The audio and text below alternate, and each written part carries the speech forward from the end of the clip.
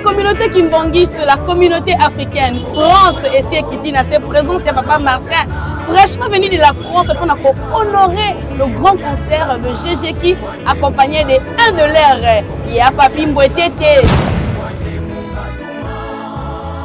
La Bengibino Nyonso, Boya, oh Nyonso, à la position de GG. Le 27 dans 2 jours. Merci beaucoup. Pendant qu'on a vu sur Kimbangiste, c'est un autre Kimbangiste. Vraiment. Et venez me à Moko le 27 septembre, donc c'est samedi, dans le centre culturel de Kinshasa, en face à Palais du Peuple. Boya et Belé, vous savourez de la bonne musique. Il y a GG à la position le groupe théâtre kimbangiste, à la position orchestre symphonique kimbangiste officiel Yankamba.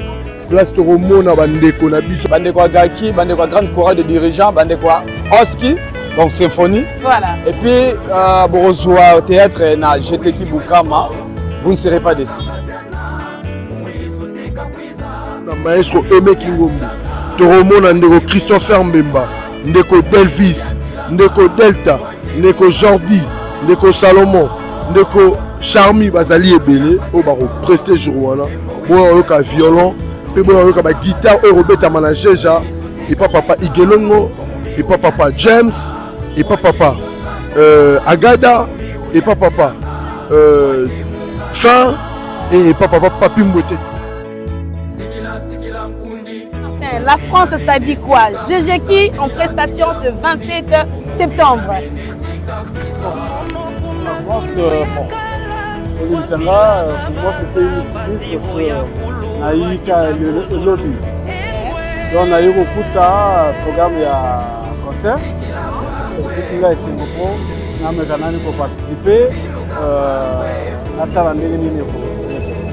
Donc, on a eu plus que le capteur parce qu'on va répéter le Là, on pourrait que la il ne pas Nazali, chef, il y a marketing et commercial. Il y a concert haut. Eux, les ancêtres, la centre culturelle, l'Afrique centrale, eux, ils ont Pino, bateau Bolandara, Menga Makimbangu, na Poto, na Belgique, na France, les États-Unis, na Kinshasa, na Congo, Boya, et pas na Bisso, Boyoka, musique, il y a Kitoko, et comme on appelle Maman Fallon sur place.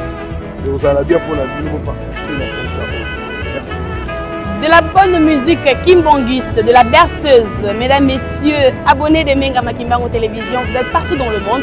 Vous qui aimez Menga Makimbangu, particulièrement Maman Fallon, nous vous invitons ce 27 septembre au centre culturel de pays d'Afrique, auquel le réalisateur Paul Borniche sera au rendez-vous, ainsi que GG, groupe de guitaristes kimbanguistes, comme j'ai l'habitude de les appeler, Bassé Pélissier, Tata Molimo Centre. Donc nous vous invitons, venez nombreux, bénéficiez de la bonne musique kimbanguiste et pourquoi pas, n'est-ce pas, bercer le ZAM. Hein? Bercer les ZAM et sans oublier, l'orchestre symphonique. Ah oui, hein, au rendez-vous. Les maestros au rendez-vous. Venez de partout, Kinshasa, achetez vos billets, contactez, n'est-ce pas, les numéros qui s'affichent juste sur les bas de cette affiche-là. Contactez, achetez, procurez-vous des billets au maximum et vous ne serez pas déçus. Un seul rendez-vous, un seul lieu, une seule adresse, le centre culturel en face du Palais du Peuple. Venez nombreux avec Géja.